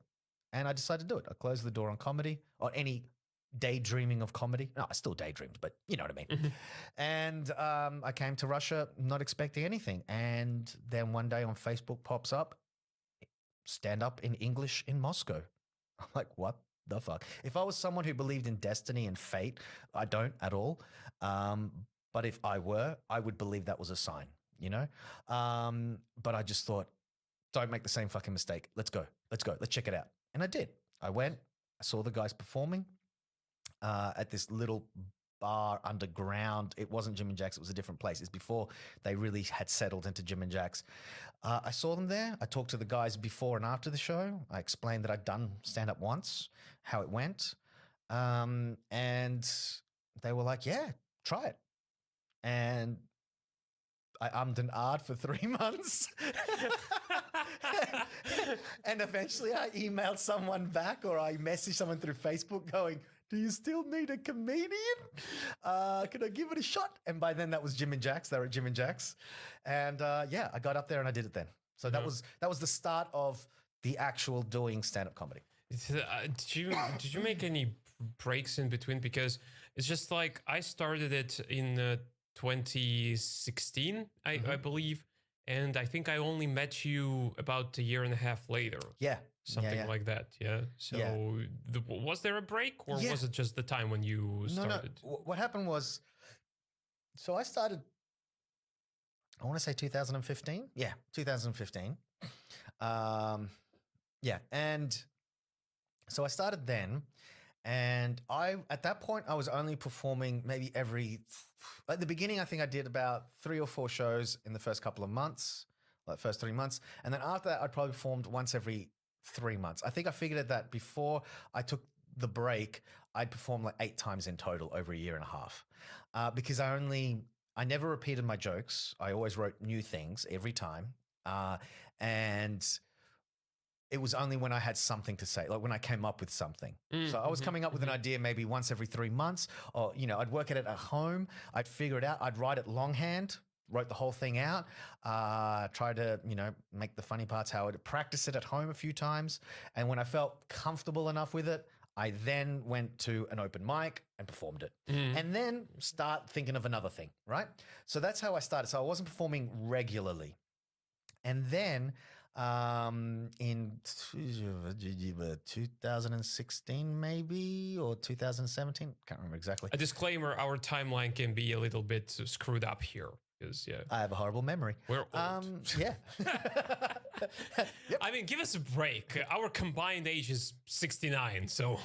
That's right, Sonny. 69 years old. Great year. What's your name again? So at this point, I then moved to Spain for a year. Oh, okay. Yep. I actually lived in Spain for a year. And so I was living there, and that's... I told you about my wife, how I met her. So what happened was we were friends for a couple of months. I decided to move to Spain. That was it. I've had enough of Russia. Thank you very much. Been an experience. I want to see some other part of the world. And of course, being Spanish background, but never actually having lived in Spain, that was the next thing I was going to do. I wanted to live in the country where I was born and where my parents are from. Yeah. So, and then I even talked to Elena at that point, and she was fully supportive. She's like, yeah, you should do it. Really get to feel your heritage and stuff and all that sort of stuff. I was like, great. And then about 2 months before I left, I kissed her and we started dating. And yeah, but bad timing because I had plane tickets. Look, it's actually perfect Russian conditions because it's almost, you could basically say that was your version of army, of serving in Russian army for a year. Yeah. No, she was waiting for you. Yeah. So at this point, she was visiting me. Like I'd visit her, she'd visit me. So when I had holidays, I'd come to Russia and visit her because I'd just gotten the visa before I left. The school had actually renewed my visa. So I had a visa for a year, even though I wasn't working here anymore, but I could come and go. No problem. That's great. Yeah. So I took that to my advantage and I visited her mostly. It was me visiting her and then she would visit me. And because she's freelance, she could visit me for like a month with the Schengen visa. So she would stay for a month living with me. So it was really great, considering it was back and forth and things like that. And of course, I always talked about me doing stand-up at Jim and Jack's and my gig. And then one day she looks at me and I'm just talking about being a stand-up comedian. She goes, oh, are you a stand-up comedian? Really? Are you sure? Because I've never seen you perform. Oh, that was like a real knife in the gut. I was like, oh. She goes, well, you keep calling yourself one, but I've never seen it. You talk about goading someone. And I was like, fine. I heard you. And she's giving this wicked little grin like, go on, prove me wrong. And I'm like, damn you. So... Oh my God, it's the same. So sorry for interrupting. It's just the same, almost the same with my wife because my wife is one of the best critics of my jokes ever because, I would be sure, like that feeling when you write a joke and you feel euphoria. It's like, oh, it's the best joke. My baby. Yeah, it's my baby. And then I come to my wife, I tell her the joke and she's very straightforward with me. She looks at me and she goes, that's not funny. Yeah. I'm like, no, you don't get it. And she goes, I get it. It's not funny. Yeah. Wives are great for that. Because they already have you. So, they don't need to bullshit you to stroke your ego. We're theirs at this point. They can do what they want with us, which is why they're great critics. They really are. And so, so what happened was at the end of that year, we decided, okay, we've done the long distance. One of us has to move. And at that point, I was like, okay, she wanted to move to Spain, but she doesn't speak any Spanish. And that's English, a problem. Yeah, and English is not a great level there, same as with Russia. At least I can get a job easily here as an English teacher, So, yeah, it was just easiest. I was the one to move. It was the logical thing to do. So I had to move back to Russia. I had to come back here. And that's what I did. But one of the conditions I set was, I don't care if you're into it or not. If you end up watching me and you think, wow, you're actually pretty crap, or I don't like going to stand-up shows, it's boring, I'm going to go. Every weekend, I am going to do stand-up. She was like, great, do it. Go on, do it. So that was her attitude. Because the thing was, one of the other reasons why I only did it like every 3 months or whatever previously was because I was dating this girl at the time, and she didn't like the stand-up scene. She was bored. She didn't like the people there. She didn't relate to them. And so she would come to see me perform. And when I got off stage, she was always like, oh, you were the best. Oh, he sucked. He wasn't as funny, blah, blah. And it was a really kind of negative support, if you know what I mean? Like supporting you by telling that everyone else sucks. And then sitting there and looking depressed. So, I'd want to continue drinking with you guys or whatever. And all of a sudden it was like, yeah, I got to go. Like she doesn't want to be there. Yeah. And I even said, well, if you don't want to come along, that's perfectly fine. I'll just go do the show and then I'll meet you and your friends afterwards. Oh, don't you want me there? Oh God! So here we go. Yeah. So and Elena's never been like that. She comes to the shows, and there are times where she's like, I'm not in the mood, and then she'll just like hand me like the stand to hold the camera. You get to carry it now. Have fun, honey. I'll record the show so I can look at it later. I'll open up a little secret for you. Yeah? Like when she started coming to the shows with you, and she's an artist. Mm-hmm. We need to point this out. Yeah. And she draws really good sketches. Like I love those sketches. And at one point I was like, I want her to draw my sketch, but I was like too shy to ask her. So I would catch a moment, like I would be. I think there are sketches of you. Yeah, there are sketches. Yeah, but I was too shy at the moment to ask her to specifically draw a sketch of me, and I was like, I need to is David performing? Like, is he bringing his girlfriend along? I need to make sure that she has a pencil in her hand and a piece of paper when I'm on stage. Yeah. Okay. And next is Kirill. And you're there going, no, not yet. She doesn't have the paper out. No more. Like, oh, come on, 10 more minutes. Put someone else on. Hey, I've had a sketch that she did for a big show that we did, like about a year and a half, 2 years ago. Yep. That sketch of me, it was an avatar on my Contacti page for like 2 years. Oh, cool. Yeah, I only changed it recently. But that was, because that was that good. I liked those kind of things. No, she's great. And that was the other thing. We're really supportive of each other. So, and that was it. Like, we're both really supporting of each other to follow our dreams and things. So I really push her to do the art. Exhibits come up and I'm like, go, you do it. You do those exhibits. Yes, blah, blah, blah. There's been times where money has been tight and it's like a case of, okay, you go, I'll stay here. Like, spend the money on your plane ticket. You go do your stuff. I'll just stay here and just call me every night. And, it's okay. Yeah, but that's so there's she's off in Venice and stuff, and all of a sudden I'm like, I'm stuck here in Moscow and she's in Venice.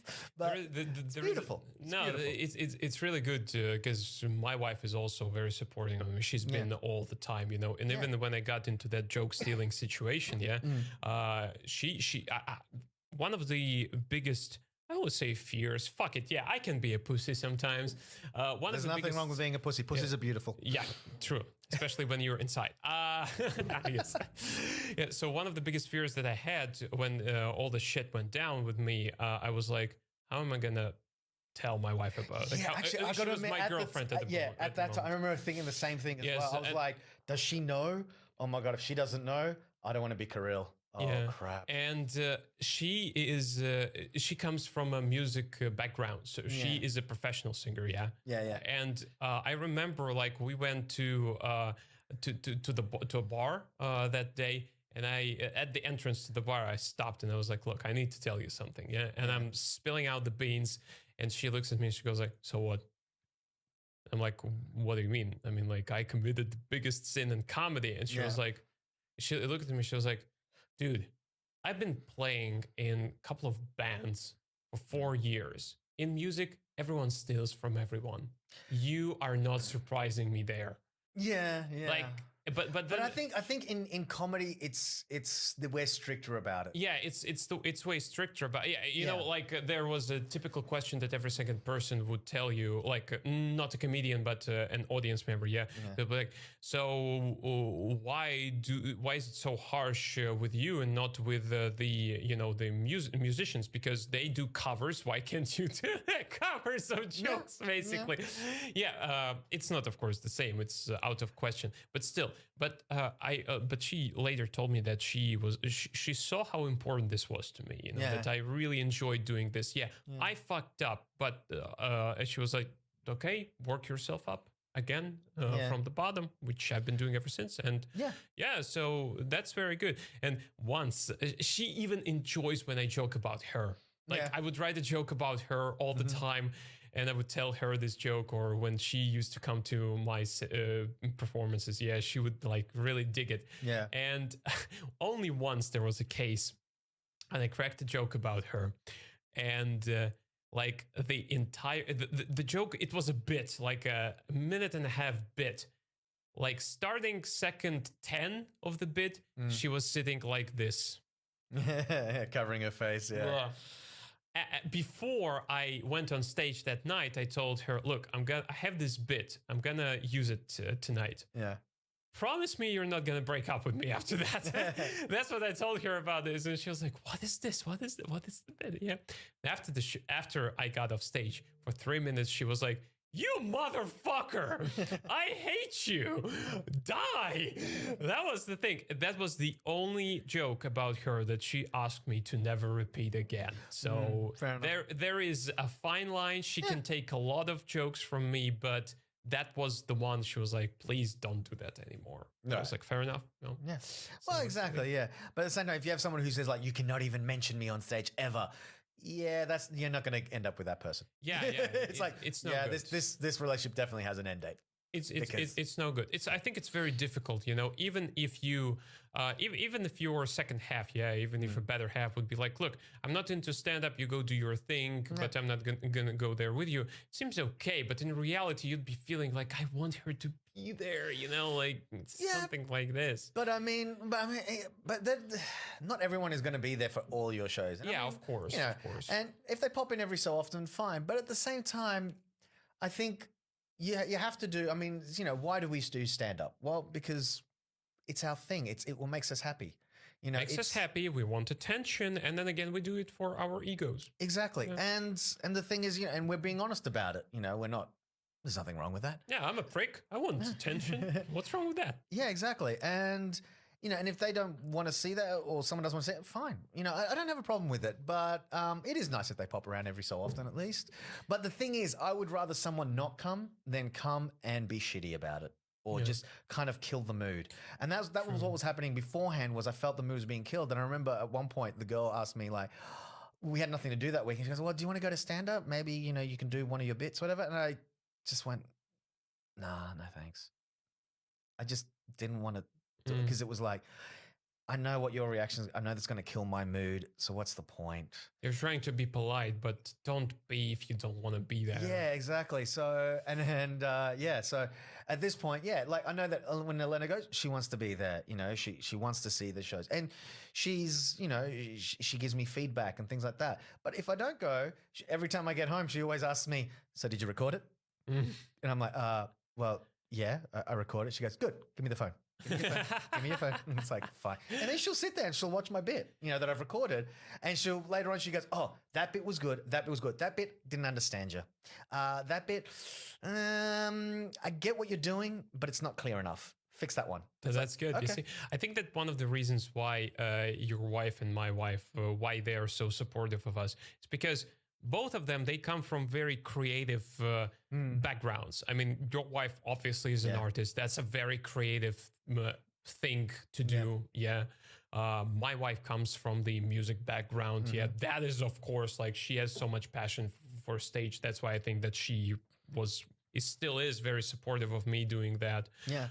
So yeah, that's very important. And I think we got lucky with this. Yeah, we did. And because I think all four of us are doing the same thing. We all know how important it is for the other person Exactly. to be able to express themselves. And that if we don't, we're not going to be happy people. We're probably going to go into depression, or we're going to, feel meh. That we know that this spark, this thing of whatever it is, whether it's painting, whether it's being on stage, whether it's, singing into a microphone, it's what lifts our souls. And if we don't have it in some way, if we can't be expressive in those ways, our souls are just sinking. Yeah, true. Yeah. So anyway, what was your initial reaction to an impression, to performing in front of a Russian audience? Because truth be told, Jim and Jack's is an expat bar, and you get plenty of foreigners there, but at least 50% of the people who come there are Russians, So, and some nights it was 90%. Some nights it was 90%, exactly. So how was that of an impression for you?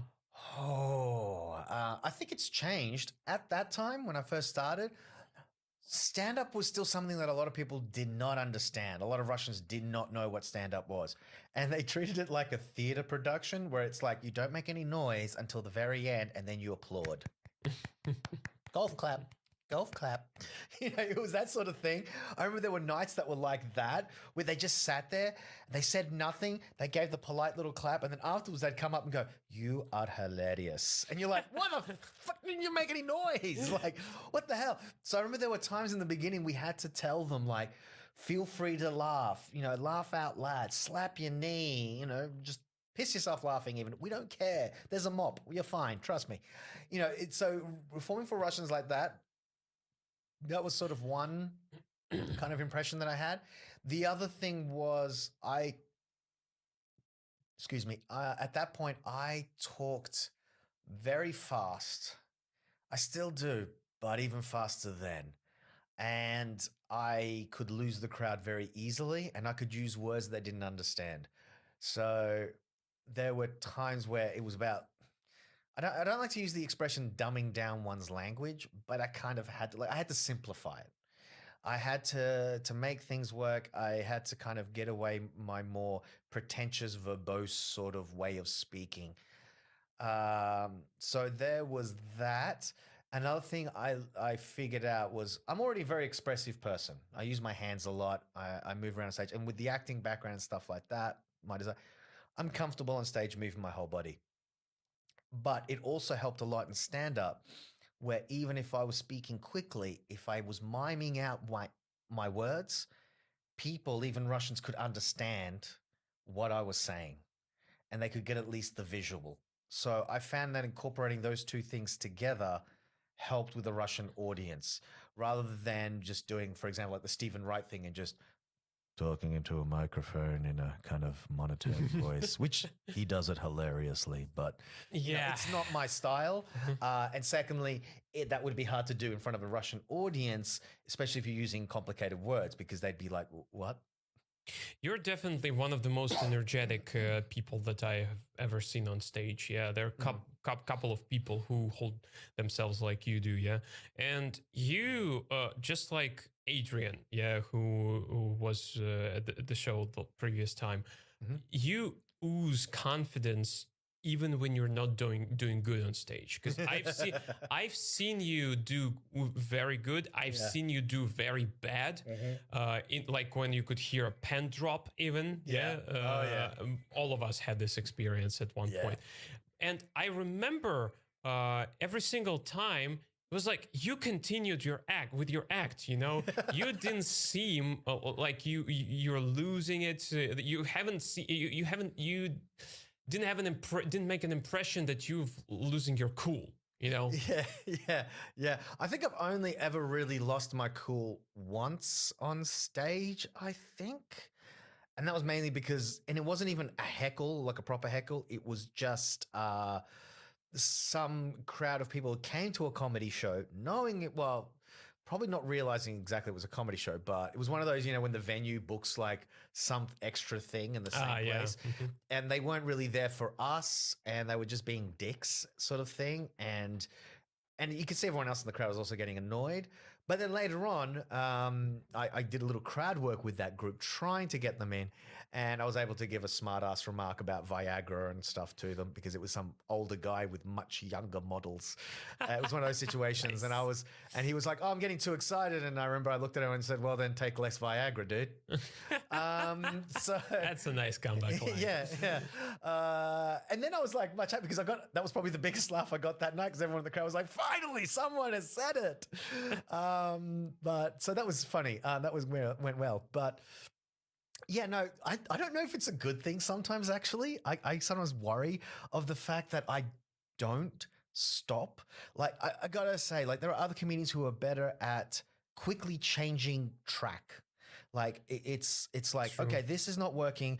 I'm going to change into a different direction and shift. I don't. I'm like the freight train that has decided that that's my destination. I'm going to get there, hell or high water.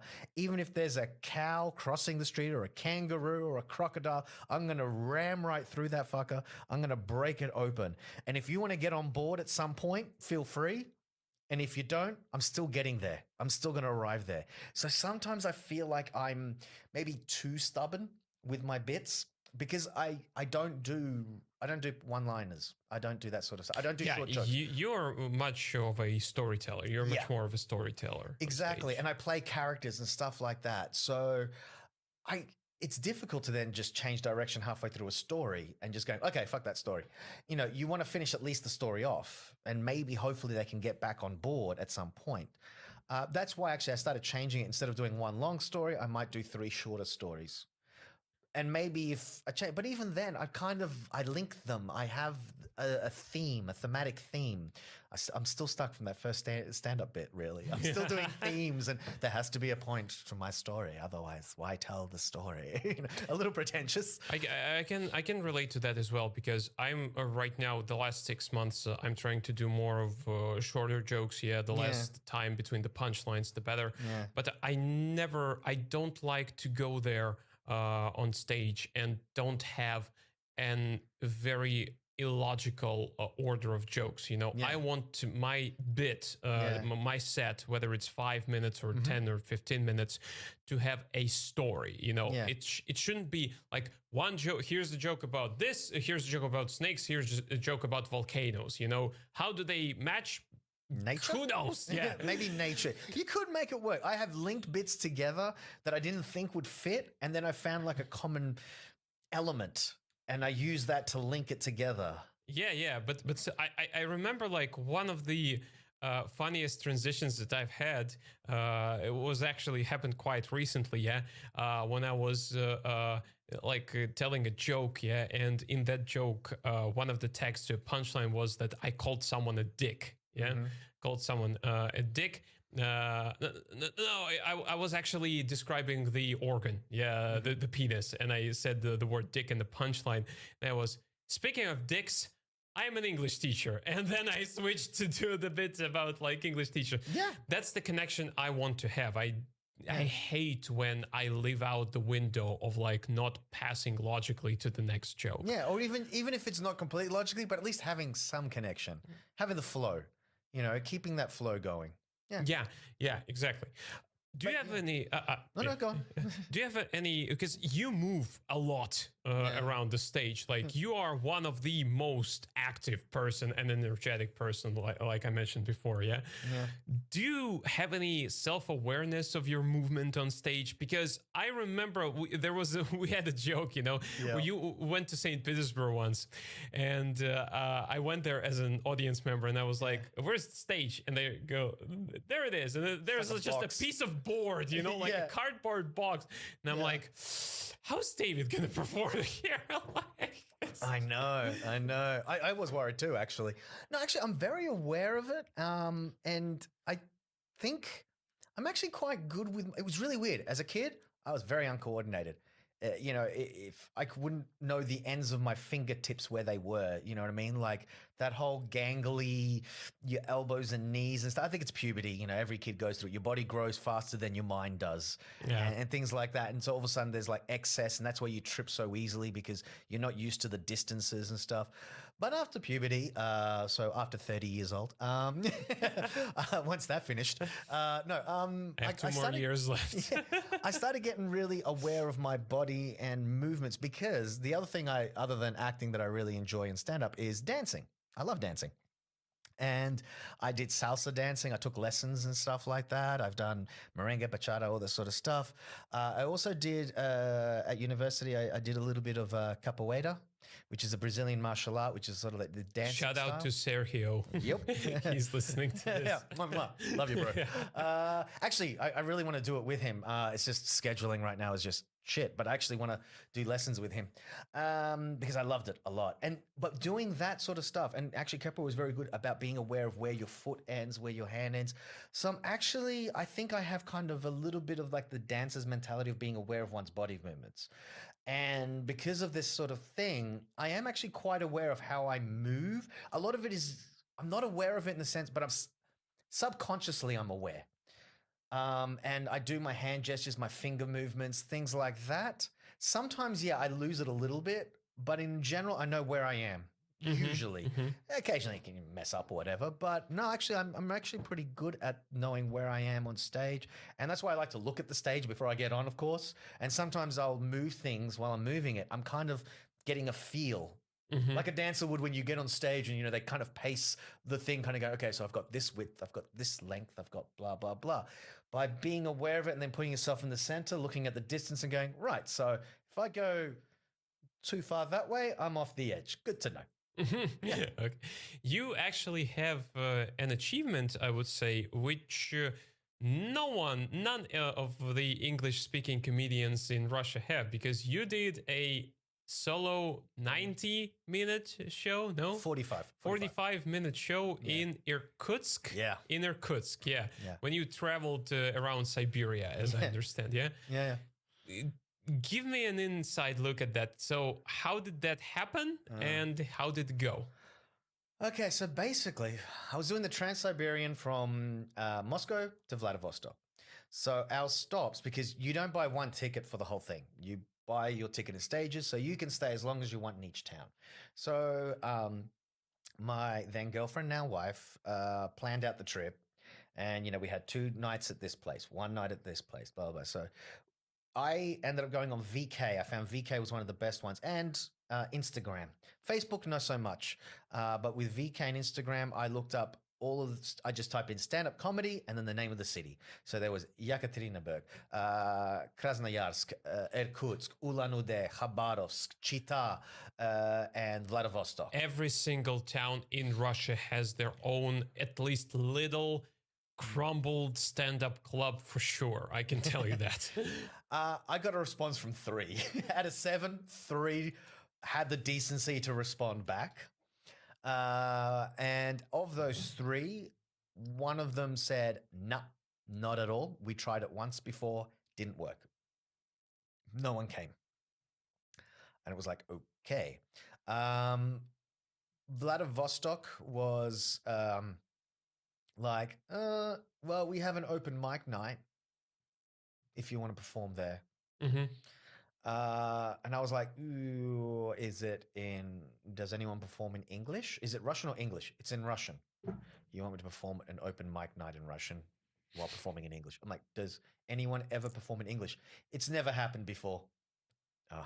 Okay. Well, I want to do a special, 30-minute, 45-minute, 1 hour, whatever you want, a special in English. If you advertise it, people who know English will be able to come. They just were like, nah, we just got the open mic. They didn't want to put in the effort. They didn't see the opportunity. Didn't see the reason in that. Yeah, and I'm just like, come on, it's an opportunity. How often can you say someone performs it? Well, no one's ever done it in freaking Vladivostok. So, you know, if you put me on the bill, it's going to be, you'll attract attention. You know, anyone who speaks English will be like, oh, something we can do. Yeah, that'd be fun. But Irkutsk, those guys, the Irkutsk Comedy Club, they saw the opportunity and they were like, hell yes. So Yeah, I sent them some photos. They did like these flyers. I don't know if they did physical flyers in the city. I can't remember if they actually put physical ones, but they definitely like over Facebook, Instagram, VK. They were posting it everywhere. I was posting it. So they did it at this, I think it was Babbitt Bar or something like that. They sent me up there. They were like, okay, at this time we'll meet you there. I arrived. Yeah, it was this nice bar, really nice place. And then people started coming in and coming in and coming in and coming in. And then all the chairs were gone. And then some people came in and they started sitting them on the windowsills. And some more came in, more windowsills got taken. I had the whole room packed. And this is Irkutsk, which is smaller than, for example, Vladivostok. They packed out an entire bar of people who just came to see me. Two of their local comedians who had never performed in English performed as my warm-up acts. One guy, he barely knew English, but he was powering through, and I loved that guy. He actually has some really funny bits, but there were parts he just stopped and went, I don't know the word in English. And it was Please great. help me. Yeah, and he was looking over to his friends, and his friends were like loud whispering like the word in English to him, and he's like, yeah, that. And I love when this happens. Yeah. This happens sometimes at our open mics as well. Yeah, so he does that. The second guy, his English was great, but he'd never actually tried in English. He'd been performing in Russian because he was actually the organizer of this stand-up club, and he was the one that had agreed to the thing. And he was great, actually. His bits were really funny. And I was like, damn, dude, you ever come to Moscow? Come to us. Like, write to us. Like, if you want to come, we'll give you time on stage. You're good. And he's like, it's the first time I've done it in English. It's such a rush. And I'm like, yeah, hell, man, you're awesome. And then I did mine. Originally, I think I had about 60 minutes worth of material, but the guys were like, the trams stopped working at like this time. People need to get home. And some people live outside of the city. And I was like, oh. Okay. So that's why I did 45 minutes. And I was like pumping through it as fast as I can. And I actually got it on my YouTube page. I've got the whole show there. But I kind of did like my best of for the last few years or whatever, last 4 years of material, just the best of bits and things that I was happy I think we'll leave the link in the description on my YouTube channel. Yeah, because, folks who are listening to this, we also have a YouTube channel where we're posting video versions of the podcast episodes. So, we're going to leave the link to David's entire special from Irkutsk in the description. Yeah, but it went well. And so that's how I just did it myself. And at the end, 7 things, 1 show. But I think that's the whole thing about opportunities, as was, we were saying before earlier. It's about grabbing that opportunity. I mean, it's not going to happen to you. No one's going to discover you. You have to chase it. And you chase 7, and you get 1. But that's still a success. I remember when Anna and I, we went to St. Petersburg after the New Year. It was like the day after the New Year, January 2nd. We went there, and before we went there, I was like, hey, I should probably check out the stand-up places because there are. I mean, I didn't know about English stand-up being there at the time. So I checked Russians. When was this? How many years ago? I think it was a year and a half ago. Last year. Yeah, last year. They already had Al's English. there. Yeah, Al is there. Yeah. I didn't know about that for some reason. Yeah. And so what happened is I checked a couple of local stand-up bars who organize stand-up shows. Yeah. Yeah. And I found one. I texted the guys. I was like, hey, can I perform? Yeah, I got like an open mic. Sure. Go there. So it was this two-storied bar. And on the second floor, they had the show. There was no stage. There was just bar. And next to the bar, there was like a space for comedians to perform. Oh. Yeah.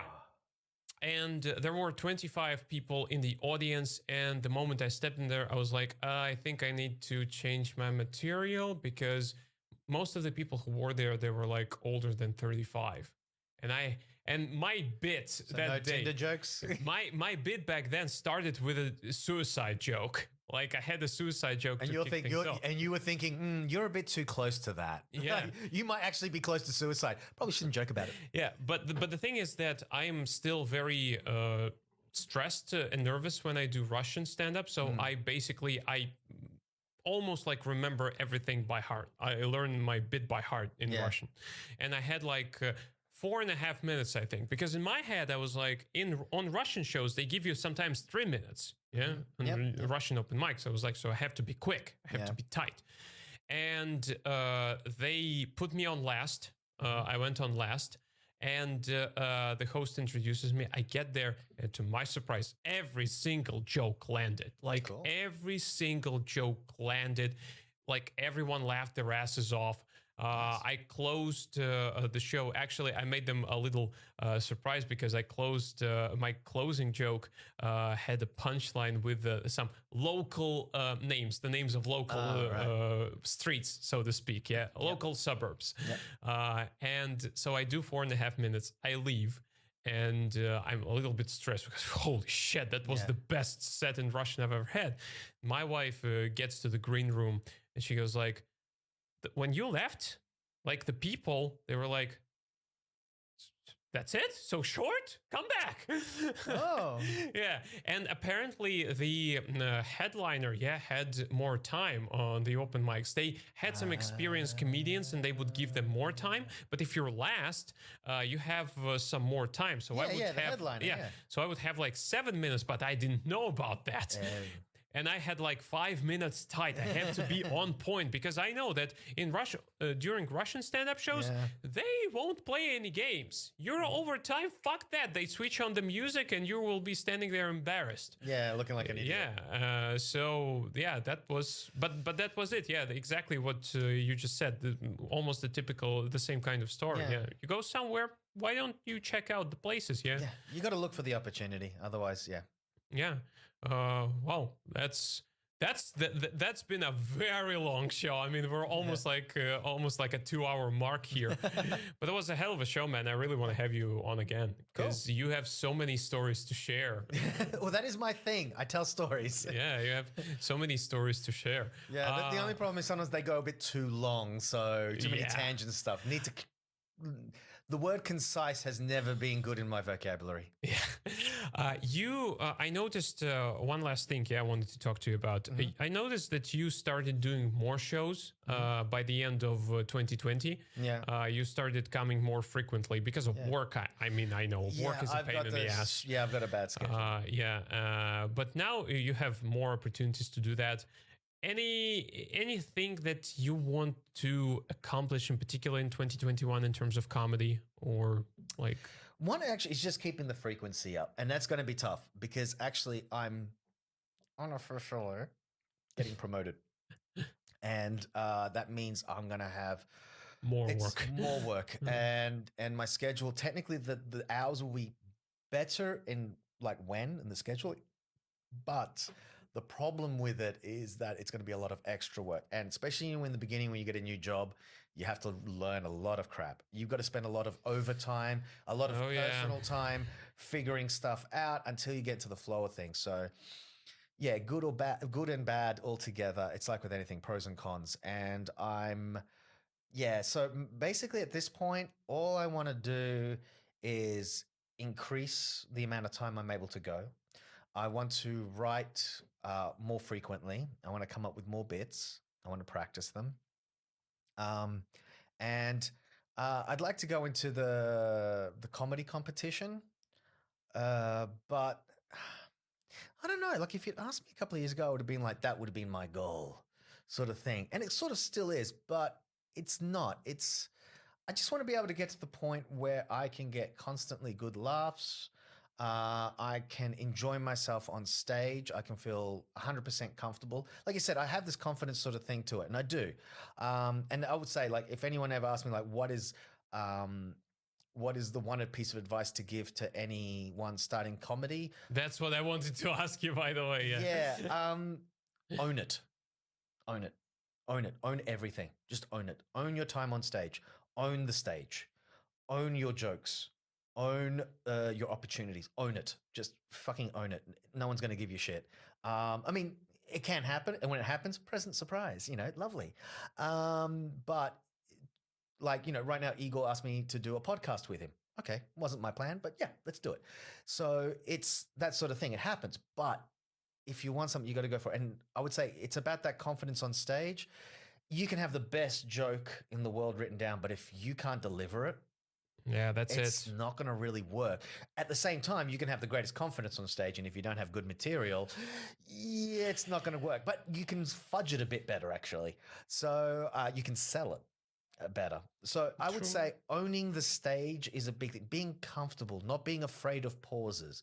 I think every single comedian in the beginning sucks at doing pauses. Yeah, timing is Yeah, but it's not just the time of getting the set in. I still suck at that. But it's about knowing when you can take a deep breath. Like last night I performed, I had one moment where I finished a little bit off. I just looked at the microphone, looked back at the audience, and I just smiled at them. And it was like, technically, I would never have done that at the beginning. And I think a lot of comedians, even now, like even who started with, they would still have trouble taking that big a pause. And I just literally looked at the audience, gave them a cheeky grin, like, yeah, we're having fun, aren't we? Like, you know what the fuck I'm doing. Nice. And I think it's those pauses that show the confidence. Like you were saying before, like I think it's because it's those pauses that where you can just stop, look at the audience and just go, yeah. They go, this guy knows what he's doing. We're good. We're confident. And I think that's it. It builds confidence in the audience. They feel comfortable because they know this guy's confident. He knows what he's doing. I'll follow him. Oh, there you go, folks. The words of wisdom from David Muñoz. So thanks, man, a lot for doing this, for coming by. I really appreciate this. I enjoyed it, really. I enjoyed it a lot, and I hopefully that we will do it in the future again. Yeah, hopefully in summer, though, so it's not so cold to get from the metro to here. I forced David to drag his body to the other end of Moscow. Yeah. In this freezing weather. Yeah, I lost feeling it. I've got my pinky back, so that's good. Oh man, yeah. So let's hope that you will get home safe as well. All right, so thank you again, once again, to all the listeners and all the viewers who watch this on YouTube. Thank you guys very much for staying and listening to this episode and watching this episode. We'll be back with you next week with a brand new episode of Before the Punchline Comedy Podcast. Till then, take care. Have a nice life. Ciao.